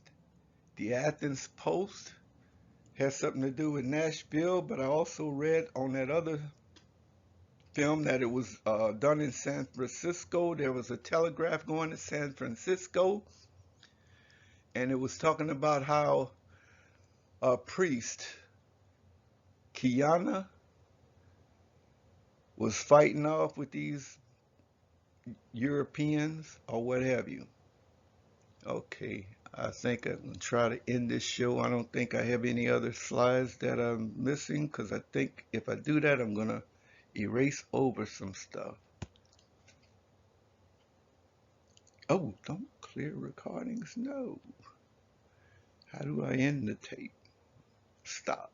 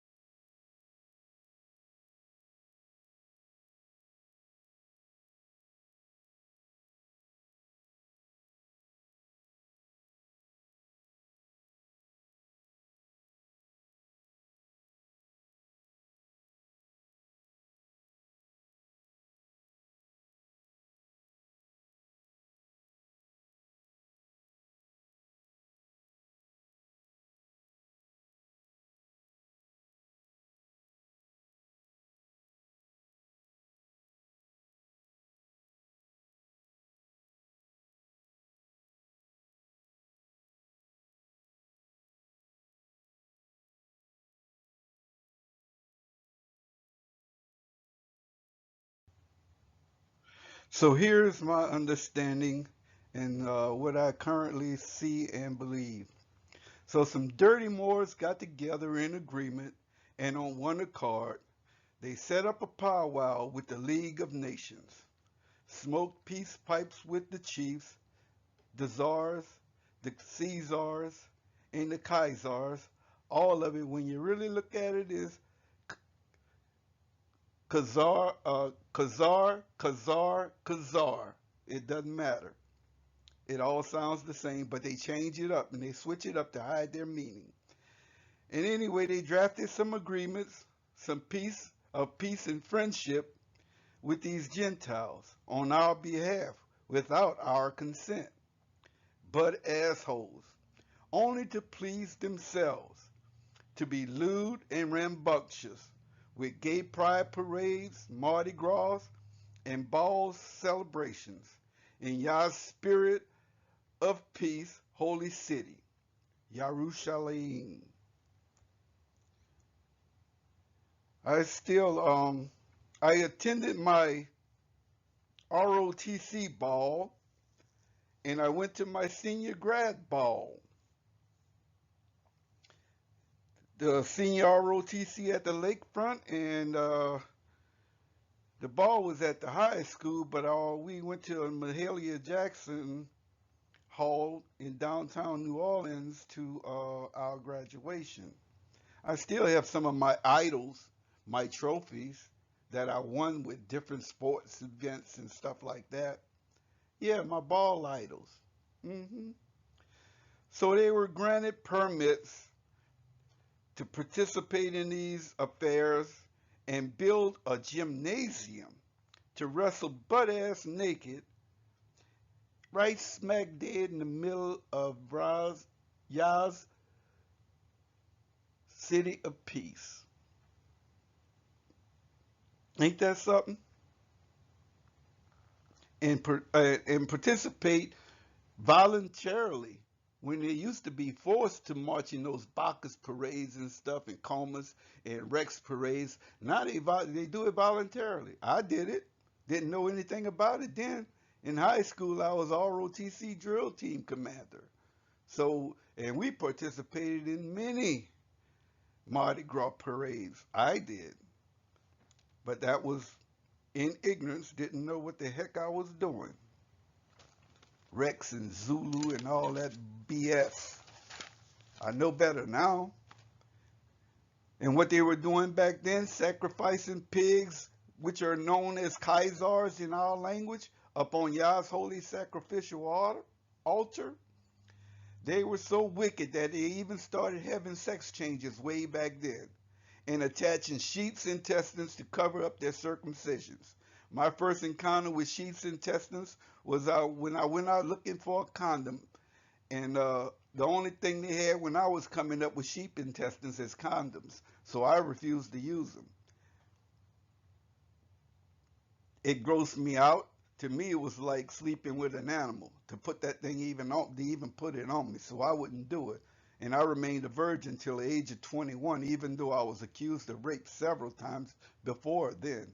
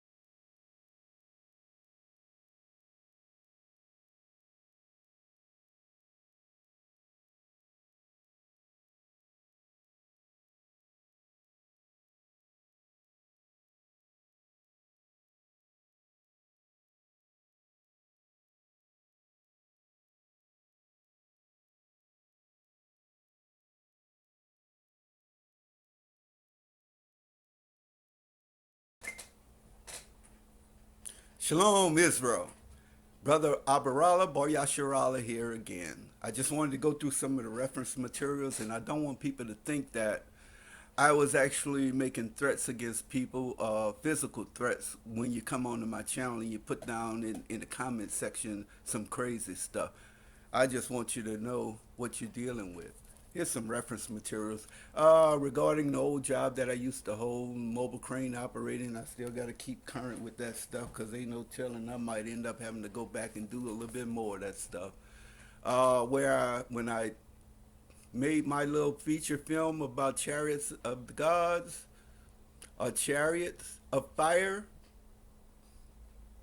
Eric Von Donigan was the inspiration behind that, since people like to go around doxing people and claiming material there's nothing new under the sun. But Eric Von Donigan can't copyright a darn old thing because he's got all his information from old, what other people researching, stuff he was out there digging up. And this guy here, let's see, R.L. Dion wrote this book that I read. They're thin books.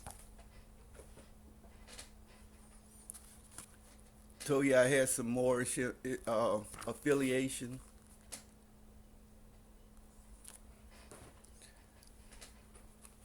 Very important book that helped me get started on my journey to even becoming a Hebrew Israelite.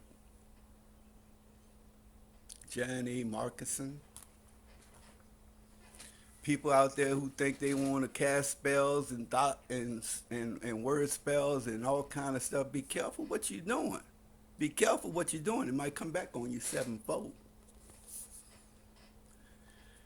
Oh, yeah. Be very careful. Brother C. Freeman Eel, I say Brother L, he talked me into getting this, one of these.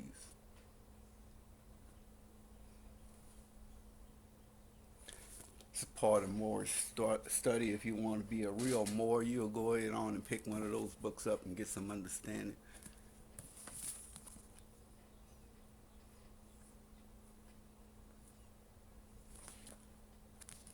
This is what I'm talking about. Make sure when you come at me, you come correct.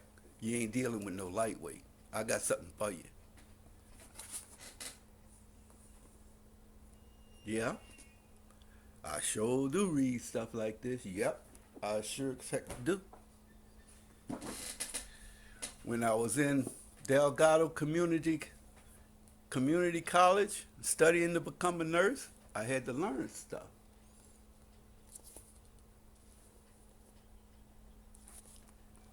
I was going to take after my mom, but I ended up taking after my dad. My dad was a construction foreman, so I ended up going and finding work finally as a crane operator at a little small company out off the Mississippi River doing construction work as a crane operator. Very important stuff, need to know. I read books. That's my hobby. Ever since I was a kid, I would read books. My mom bought me a whole entire library of books.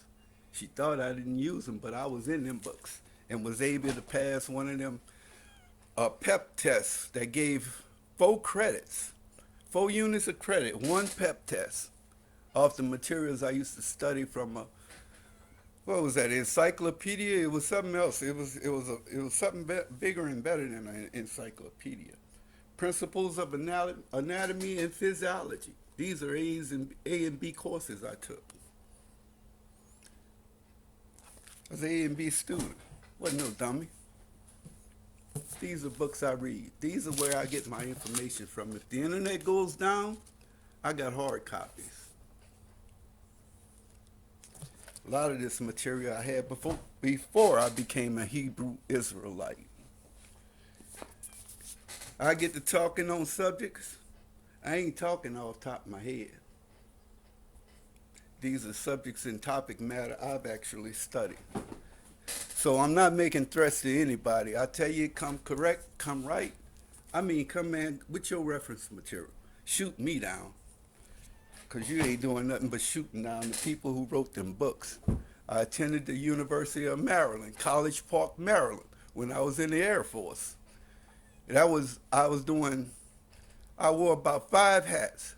Supply clerk, safety officer, a whole host of things. Supply and budget. Supply and budget, safety. I was on-the-job training manager.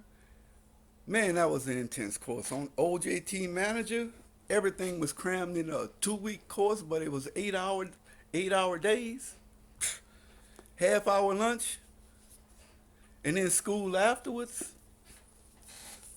When I say come correct, man, I mean come correct, because I ain't got time for stupid stuff. You want to think the Most High and believe the Most High was riding around in a two-wheel chariot? That's you. That's your beliefs. Them ain't my beliefs. Two-wheel chariot being pulled around through the sky with horses of fire drawing the carriage. That's what you want to believe? That's you believe that. I have other books, I have other reference materials, but I just wanted to come and say, I'm not talking about hurting anybody.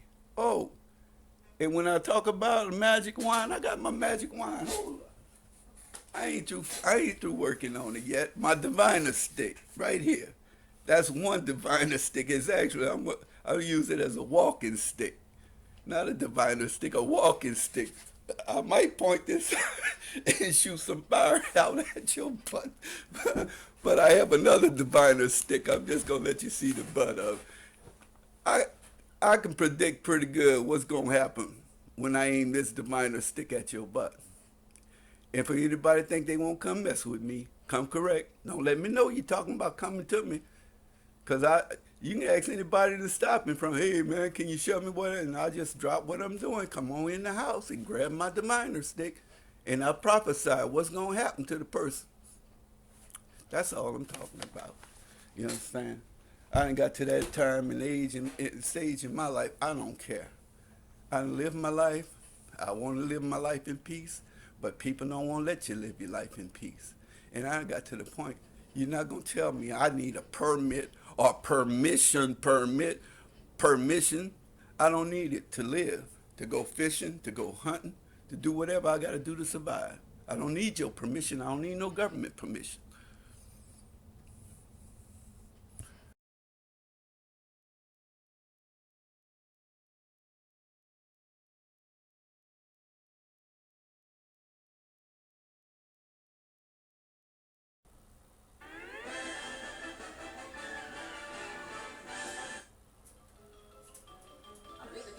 That's all, folks.